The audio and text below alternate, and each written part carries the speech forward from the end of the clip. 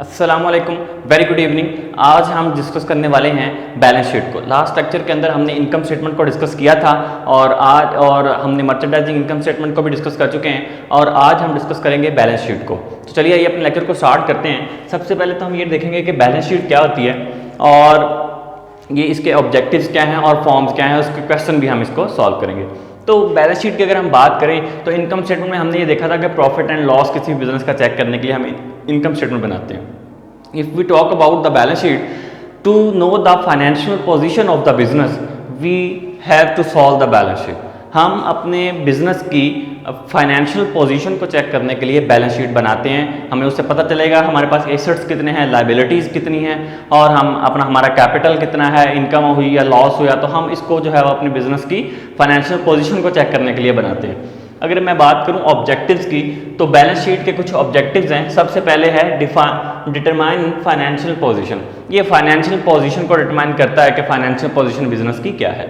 Next है help in calculating various ratios. हम balance sheet की मदद से बहुत सारी रेशियोज को कैलकुलेट कर सकते हैं। रेशियोज को कैलकुलेट करने से क्या होगा कि हमें डिफरेंट बिजनेसेस को हम कंपेयर कर सकते हैं, उनकी पोजीशन को मॉनिटर कर सकते हैं, जान सकते हैं कि वो किस पोजीशन पे स्टैंड कर रहे हैं। And then it is helpful for owners and investors. ये ऑनर्स के लिए और इन्वेस्टर्स के लिए भी हेल्पफुल है। इससे हमें बिजनेस की फाइनेंशियल पोजीशन का पता चलेगा, ऑनर को पता चलेगा कि मैं कितने प्रॉफिट में जा रहा हूँ, कितने लॉस में और मेरी स्ट्रेंथ्स क्या हैं। And same that like the investor जो होगा, इन्वेस्टर जो है उसने इन्वेस्ट करना है किसी बिजनेस के अंदर कि उसके पास पैसा है, तो वो किसी भी बिजनेस की फाइनेंशियल पोजीशन को चेक करेगा, उसकी बैलेंस शीट देखेगा भाई ये कहाँ पे स्टैंड करती है, इसकी स्ट्रेंथ्स क्या हैं, इसके एसेट्स कितने हैं, लायबिलिटीज़ कितनी हैं, करंट एसेट्स कितने हैं। So it is helpful for owners and investor. It serves various requirements of law. अच्छा, कुछ लॉ के अंदर हमें बहुत सारी प्रॉब्लम्स को फेस करना पड़ता है। हमें अपने बिजनेस को लीगल करवा, जब हमारी कॉर्पोरेशन होती है तो उसमें हमें शो करनी पड़ती है अपनी फाइनेंशियल पोजीशन, अपनी फाइनेंशियल स्टेटमेंट्स, जिससे ये आइडिया होता है कि हम पोजीशन में कहाँ पे हैं, कहाँ स्टैंड करते हैं और हमारे एसेट्स कितने हैं, हम पे कितना टैक्स लगेगा। गवर्नमेंट को फैसिलिटेट करने के लिए टैक्सेस की मद में हमें जो है वो अपनी पोजीशन को शो करना पड़ता है। तो रिक्वायरमेंट्स ऑफ लॉ के अकॉर्डिंग भी हमें जो है वो बैलेंस शीट या इनकम स्टेटमेंट जो ये स्टेटमेंट्स हैं ये हमें बनानी पड़ती हैं, उसमें हेल्पफुल रहती है ये। ठीक है, अब हम बात करेंगे forms of balance sheet. Balance sheet की दो फॉर्म्स हैं, एक है रिपोर्ट फॉर्म और स्टेटमेंट फॉर्म। ठीक है, जिसमें हमने इनकम स्टेटमेंट की भी ये दो ही फॉर्म थी, हमने डिस्कस किया था। और दूसरी है अकाउंट फॉर्म। इनकम स्टेटमेंट हम ज़्यादातर जो है वो स्टेटमेंट फॉर्म में बनाते हैं और जो हमारी बैलेंस शीट है वो हम ज़्यादातर अकाउंट फॉर्म के अंदर बनाते हैं। मैंने आपको दोनों इनकम स्टेटमेंट में भी बताए थे, लेक्चर डिस्क्रिप्शन में आपको मिल जाएगा। और रिपोर्ट और स्टेटमेंट फॉर्म के अंदर क्या होगा कि सबसे पहले हम एसेट्स को लिखेंगे, current asset, fixed asset, and then liabilities and then capital, owners equity. और जो अकाउंट फॉर्म है इसको आज हम डिस्कस करेंगे, वो मैं आपको बताता हूँ। इस बैलेंस शीट को अंडरस्टैंड करने से पहले हम इसके कुछ चीज़ें जो इसके अंदर इन्वॉल्व होती हैं उसको अंडरस्टैंड करेंगे। सबसे पहले हम बात करेंगे कि जो आइटम्स के अंदर आएंगी एसेट्स। एसेट्स क्या होते हैं? All the valuable process by the firm are called its asset. कोई भी वैल्यूएबल चीज़ जो फर्म के पास है, फर्म पोजेस करती है, उसको हम एसेट कहते हैं इन वेरी सिंपल लैंग्वेज के अंदर। ठीक है, अब उसकी कुछ टाइप्स हैं। सबसे पहले हमारे पास होते हैं करंट एसेट्स। करंट एसेट्स ऐसे होते हैं जिसको हम इजीली कैश में कन्वर्ट कर सकें। ठीक है, cash are easily convertible into cash. ऐसे एसेट्स कि अगर आपको पैसे की जरूरत पड़े तो आप फौरन उसको कैश में कन्वर्ट कर सकें, उसको हम क्या बोलते हैं? करंट एसेट्स बोलते हैं। कौन कौन से हो सकते हैं? कैश इटसेल्फ एक करंट एसेट है, cash on hand, bank balance तो आपका जो होता है। ठीक है, उसके बाद हमारे पास करंट इन्वेंट्रीज होती हैं। ठीक है, प्रीपेयर्ड्स होते हैं, ये सारे हमारे क्या करंट एसेट्स हैं। ये इन डिटेल एसेट्स और लायबिलिटीज़ पे हमने बेसिक टर्म्स ऑफ अकाउंटिंग वाले लेक्चर में हमने डिस्कस किया। प्लेलिस्ट में जाएं, आपको लेक्चर मिल जाएगा, उसमें हम ये डिटेल से डिस्कस कर चुके हैं। अभी मैं तो शॉर्टली आपको बता रहा हूँ। फिर हमारे पास है नॉन करंट एसेट्स। ऐसे एसेट्स जो करंट नहीं होते, नॉन करंट होते हैं। फॉर एग्जांपल बॉन्ड्स की सूरत में आपके पास है, सर्टिफिकेट है, शेयर्स हैं, जिसको आप सेल करके उसको कैश में कन्वर्ट कर सकते हैं। ठीक है, that is called the non current assets. Then है हमारे पास फिक्स्ड एसेट्स। फिक्स्ड एसेट्स को कहते हैं परमानेंट एसेट्स, जो कि फिक्स्ड होते हैं, लाइक मशीनरी है, व्हीकल्स हैं, बिल्डिंग है। ठीक है, ये सारे के सारे क्या हैं? ये हमारे फिक्स्ड एसेट्स होते हैं। फिर हमारे पास आ जाते हैं इंटेंजिबल एसेट्स। इंटेंजिबल एसेट्स ऐसे एसेट्स जिसको हम टच नहीं कर सकते, जस्ट फील कर सकते हैं, लेकिन उसकी वैल्यू होती है। They have the value, like goodwill, किसी भी कंपनी का अच्छा नेम है, ट्रेडमार्क उसकी पहचान है। ठीक है, फिर उसके बाद जो है वो कॉपीराइट हो गया, कोई भी किसी की क्लेम कर सकता है कॉपी, अगर आप प्रोडक्ट को कर देते, that is also the assets of firm, intangible asset. Then है फिक्टिशियस एसेट्स। ये ना फिक्टिशियस एसेट्स इस तरह के एसेट्स होते हैं जो कि हैवी कैपिटल इन्वेस्टमेंट होती है, हैवी कैपिटल एक्सपेंडिचर्स होते हैं, इस तरह के एक्सपेंसेस जो कि कंपनी को फॉर्म करने के लिए, बनाने के लिए यूज़ किए जाते हैं, उसको हम जो है वो फिक्टिशियस एसेट्स कहते हैं। For example formation of company, heavy advertisement, आपने अगर बहुत ज़्यादा एडवर्टीजमेंट किया, अब इसका कोई आपको वैसे तो नज़र नहीं आ रहा लेकिन इनडायरेक्टली इसके बहुत सारे बेनिफिट्स हो रहे हैं, that is also the assets of the company. तो ये हमारे पास कुछ एसेट्स हैं। अब हम बात करेंगे नेक्स्ट चीज़ की, वो है हमारे पास लायबिलिटीज़। तीन चीज़ें होती हैं एसेट्स, लायबिलिटीज़ और ऑनर्स इक्विटी बैलेंस शीट में। अब हम बात करने वाले हैं liabilities. Liabilities are the claim of outsiders against the assets of the firm. Company firm पे जो आउटसाइडर्स के क्लेम्स होते हैं उसको हम क्या बोलते हैं? लायबिलिटीज़ बोलते हैं। लायबिलिटीज़ हमारे पास भी डिफरेंट टाइप्स की होती हैं। सबसे पहले हमारे पास है short term liabilities. Short term liabilities are those liabilities जो विद इन 1 ईयर कन्वर्ट हो जाती हैं, जो विद इन 1 ईयर के लिए आपको पे करनी होती हैं, आपकी ऑब्लिगेशंस होती है, आपने पे करनी होती है। For example account payable, notes payable, ये वो वाली एक्टिविटीज़ हैं या ये वो वाली लायबिलिटीज़ हैं जो विद इन 1 ईयर आपको पे करनी है, ठीक है, तो उसको कहते हैं हम शॉर्ट टर्म लायबिलिटीज़। देन हमारे पास लॉन्ग टर्म लायबिलिटीज़, इसको हम ये कहते हैं कि fund borrowed for permanent use, लंबे टाइम पीरियड के लिए 10 साल, 20 साल, 30 साल के लिए आपको बैंक से लोन ले लेते हैं, ठीक है, तो उस तरह का जो लोन होगा उसको हम क्या कहेंगे? लॉन्ग टर्म लायबिलिटी कहेंगे।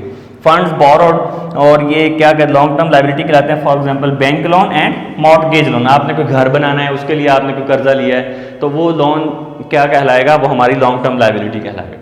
क्लियर है? उसके बाद एक और भी टाइप होती है इसकी, जिसको हम कॉन्टीजेंट लायबिलिटीज़ कहते हैं। वो ऐसी लायबिलिटीज़ होती हैं जो किसी इवेंट के हैपन होने पे वो होती हैं। कोई लॉस हो गया है, उसको आपने पे करना है, या कोई आपका डिस्काउंटेड आपने करना है, कोई गारंटी देनी है, या इस तरह का कोई लॉस होता है, उसको जो किसी इवेंट के हैपन होने पे लायबिलिटीज़ आती हैं। नेक्स्ट हमारे पास है honours equity. The third thing is the balance sheet, that is called the honours equity. Honours equity the claim of the honours against the assets of the firm. जो एक honour के claims होते हैं कि जी ये एसेट्स मेरे हैं, इतना पैसा मैं लेकर आया हूं, इतनी इन्वेस्टमेंट मैं लेकर आया हूं, उसको हम क्या कहते हैं? ऑनर्स इक्विटी कहते हैं, ठीक है। अब ऑनर्स इक्विटी में हमारे पास दो चीज़ें आती हैं। एक तो capital invested by the owner, जो इन्वेस्टर ने कैपिटल इन्वेस्ट किया है वो आ जाता है। दूसरा इसमें आ जाता है नेट इनकम, ठीक है। नेट इनकम क्या होती है वो हम देखें, वो जो आपको नेट इनकम या नेट लॉस आपको वहां से मिलता है इनकम स्टेटमेंट से, वो आ जाती है। ये दो चीज़ें ऑनर्स इक्विटी के अंदर आती हैं। होप्सो यहाँ तक आपको क्लियर हो गया होगा।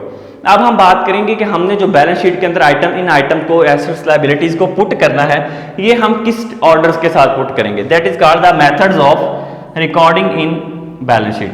मेथड्स कौन कौन से हैं रिकॉर्ड करने के बैलेंस शीट में? सबसे नंबर 1 पे है in order of liquidity.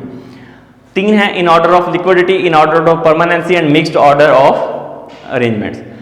If you talk about the in order of liquidity, अगर हम लिक्विडिटी की बात करेंगे, अगर आप इस ऑर्डर के साथ बैलेंस शीट में ये आइटम्स को लिखते हैं तो क्या होगा कि जो आपका एसेट्स हैं, जो करंट एसेट्स हैं, जो आपके करंट एसेट्स हैं, फिर नॉन करंट, फिर फिक्स्ड, फिर इंटेंजिबल, ये इस तरतीब के साथ हमारे एसेट्स आएंगे, ठीक है। और जो हमारी लायबिलिटीज हैं वो भी इसी तरतीब से आएंगी, short term, long term and ये जो, फिर उसके बाद कैपिटल आ जाएगा, ऑनर्स इक्विटी आ जाएगी। ये हमारी क्या है? In order of liquidity. If we talk about the in order of permanency, तो इसका मतलब ये है कि ये जो हमारे फिक्स्ड एसेट्स हैं, ये वाले फिक्स्ड एसेट्स से ऊपर को जाएंगे। अगर ये वाले एसेट्स गिवन है तो आल्सो इससे हम ऊपर की तरफ जाएंगे। पहले फिक्स्ड एसेट्स आएंगे, उसके बाद ये फॉलो करते करते करंट एसेट की तरफ हम मूव करेंगे, उलट चलेंगे, ठीक है। और सेम लाइक दैट हमारा जो इसमें आएगा वो ऑनर्स इक्विटी स्टार्ट में आएगी लायबिलिटी वाली साइड पे, ठीक है, और फिर उसके बाद लॉन्ग टर्म लायबिलिटी, फिर शॉर्ट टर्म लायबिलिटी, उलट हो जाएगा। ये है और इन order of permanency. And next है हमारे पास मिक्स्ड ऑर्डर ऑफ अरेंजमेंट। अगर मिक्स्ड ऑर्डर ऑफ अरेंजमेंट आएगा तो जो एसेट वाली साइड है उसको हम इस तरतीब से लिखेंगे, करंट एसेट पहले, फिर नॉन करंट, फिर फिक्स्ड, ठीक है। और लायबिलिटीज में हम ऑनर्स इक्विटी को पहले लिखेंगे, फिर हमारे पास लॉन्ग टर्म लायबिलिटीज आएंगी और शॉर्ट टर्म लायबिलिटी। इसको कहते हैं मिक्स्ड, ठीक है। मिक्स्ड में क्या होगा, दोबारा से बता रहा हूं कि जो हमारे करंट एसेट्स हैं ये वाली इसी तरतीब से आएंगे, करंट एसेट उसके बाद फिक्स्ड आएंगे, और जो हमारी कैपिटल वाली साइड होगी लायबिलिटी वाली, उसमें ऑनर्स इक्विटी टॉप पे आएगा, और फिर लॉन्ग टर्म और फिर शॉर्ट टर्म लायबिलिटी, ठीक है। तो ये मिक्स कर दिया हमने, एक पोर्शन हमने इन ऑर्डर ऑफ लिक्विडिटी से ले लिया और एक इन ऑर्डर ऑफ परमानेंसी से ले लिया, ठीक है। तो इसको मिक्स करके हमने बना दिया। तो ये मेथड्स हैं। अब हम जो है वो क्वेश्चन को देखते हैं। फर्स्ट क्वेश्चन है हमारे पास जिसमें हम आप बैलेंस शीट का क्वेश्चन देखेंगे, जिसमें हमारे पास ये क्वेश्चन दिया गया है। ये वो क्वेश्चन है जो मैंने पार्ट 1 के अंदर आपको जिसकी इनकम स्टेटमेंट बताई थी, उसी क्वेश्चन की आज हम बैलेंस शीट करने वाले हैं। तो आप पार्ट 1 को देखेंगे तो आपको ये आइडिया हो जाएगा कि इनकम स्टेटमेंट हमने वहां पे कंप्लीट की हुई है। अब ये क्वेश्चन है हमारे पास, इसकी मैं आपको बैलेंस शीट बनाना सिखाऊंगा। अभी सबसे पहले तो ये एक कंपनी है, स्लीम ट्रांसपोर्ट कंपनी है, ठीक है, ट्रांसपोर्ट की ये कंपनी है। तो इसका ये ट्रायल बैलेंस गिवन है, ठीक है, ये क्या गिवन है, ट्रायल बैलेंस। हमें ये ट्रायल बैलेंस गिवन है, ये 2020 का ट्रायल बैलेंस है, ठीक है, और इसको हमने अब क्वेश्चन के अंदर पुट करना है और इसको सॉल्व करेंगे। अभी ये कुछ चीज़ें दी गई हैं, मैं आपको पहले बताने से पहले इसमें से सबसे पहले आपने ये आइडेंटिफाई करना होता है इस ट्रायल बैलेंस में से इसमें इनकम स्टेटमेंट की कौन सी आइटम्स है और बैलेंस शीट में कौन सी आइटम जाने वाली है, ठीक है। तो इनकम स्टेटमेंट हम बना चुके हैं, अब हम बैलेंस शीट के आइटम्स को देखेंगे जो हमने उस वक्त इंक्लूड नहीं की थी, वो अब हम बैलेंस शीट में इंक्लूड करने वाले हैं। तो कैश एसेट है, अकाउंट रिसीवेबल भी हमारा एसेट है, मशीनरी एसेट है, फ्यूल एक्सपेंस है हमारा। तो ये एक्सपेंस और रेवेन्यू कहाँ जाती है, इनकम स्टेटमेंट में, तो ये भी नहीं आएगा, ये भी नहीं आएगा। इंटरेस्ट पेड ये भी हमारा जो है वहां पे चला जाएगा, एक्सपेंस है। अकाउंट पेबल लाइबिलिटी है, ठीक है, नोट्स पेबल आएगा, कैपिटल आएगा, ऑनर इक्विटी है, रेवेन्यू फ्रॉम सर्विसेज ये भी चला जाएगा, इनकम स्टेटमेंट में ये भी नहीं आएगा। कमीशन रिसीव्ड भी इनकम है, ये भी नहीं आएगा। तो हमने आइडेंटिफाई कर लिया, अब हम क्वेश्चन में इसको पुट करेंगे और सिंपल हमारा एसेट और लाइबिलिटीज को फाइंड आउट करके क्वेश्चन कर लेंगे। अभी ये बैलेंस शीट आ गई, इसमें मैंने यहाँ पे ये क्वेश्चन सॉल्व किया है। अभी ये हमारी साइड है एसेट साइड, जिस तरह हमने इनकम स्टेटमेंट में किया था, मैंने आपको बताया कि इसमें हम अकाउंट फॉर्म में करेंगे। अगर आपको स्टेटमेंट फॉर्म में करनी है तो ये वाला जो लाइबिलिटीज वाला पोर्शन है इसके नीचे से यहाँ से स्टार्ट कर दें, ठीक है, ये सारा सेम एज इट इज। तो आपकी स्टेटमेंट फॉर्म कंप्लीट। ये अकाउंट फॉर्म है जिसकी दोनों साइड, इसको टी अकाउंट भी कह सकते हैं, दोनों साइड सेम है। ये एसेट साइड है यहाँ तक, ये लाइबिलिटी साइड है और साथ में अमाउंट लिख दिया हमने, ठीक है। अभी सबसे पहले एसेट में मैंने आपको बताया था, हमने 3 मेथड मैंने आपको बताए हैं, तो उसमें हमने जो मेथड करना है वो इन ऑर्डर ऑफ लिक्विडिटी करना है। लिक्विडिटी के साथ हम इसमें पुट करेंगे। तो लिक्विडिटी में सबसे पहले क्या आते हैं, करंट एसेट्स आते हैं। करंट एसेट्स फाइंड आउट करेंगे हम अपने क्वेश्चन के अंदर कि हमारे पास कोई क्वेश्चन में है। देखिए कैश हमारा करंट एसेट होता है, अकाउंट रिसीवेबल भी जो मैं आपको पढ़ा चुका हूँ और बता भी चुका हूँ। आप ये लेक्चर को रिवाइज करेंगे अकाउंटिंग टर्म्स वाला, उसमें आपको ये मिल जाएगा, लास्ट लेक्चर में भी हमने डिस्कस किया। तो अभी ये हमारे पास कैश आ गया और अकाउंट रिसीवेबल आ गया, ये दोनों अमाउंट हमने यहाँ पे लिख दी और ये हो गया। अब फिर उसके बाद हमारे पास है कोई ऐसा इंटेंजिबल एसेट नहीं है, हमारे पास कोई फिक्स्ड एसेट है। फिक्स्ड एसेट हमारे पास एक मशीनरी पड़ा है, हम फिक्स्ड एसेट की हेडिंग दे देंगे और मशीनरी उसमें पुट करेंगे और ये अमाउंट लिख देंगे। एक ही है तो हमने बस एक ही लिख दिया, अगर बिल्डिंग होती वो भी आ जाती, नहीं है। इसके बाद कोई फिक्टिशियस एसेट इसके अंदर गिवन नहीं है हमारे पास, ठीक है। तो हमने इसको क्या किया, इन दोनों को प्लस करके हमने टोटल एसेट्स कर दिए और कुछ भी नहीं है। तो ये टोटल एसेट्स आ गया 156,300, ये हमारे पास अब टोटल एसेट्स आ चुके हैं, ठीक है।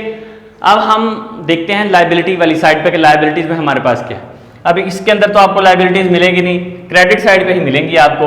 Account payable is your short term liability होती है, ठीक है। ये आप पहले आइडेंटिफाई करें इन चीज़ों को, फिर आपको ये ज़्यादा अच्छे से पता चलेगा। अकाउंट पेएबल आपकी शॉर्ट टर्म है, नोट्स पेएबल भी आ गया, तो हमने शॉर्ट टर्म लाइबिलिटी की हेडिंग दी, उसके अंदर ये दोनों चीज़ें लिख दी और टोटल लाइबिलिटीज लिख दिया।